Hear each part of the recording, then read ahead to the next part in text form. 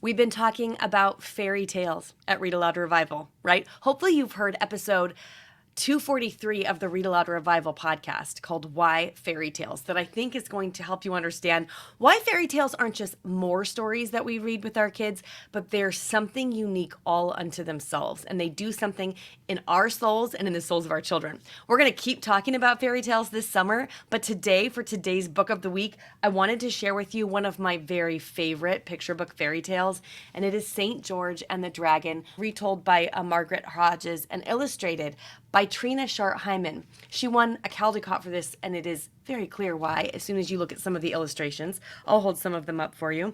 Trina Schart Hyman was actually one of Tommy DePaola's very best friends, and her lush illustrations in this book they're breathtaking, actually. As you can see, this book is longer than most picture books. It's longer than your standard picture book. This is a great example of a picture book you can read with your older kids, although your younger kids will be just as entranced. It is the kind of fairy tale that does all the things we talked about in episode 243 to really stir the imagination and the soul and virtue of your children.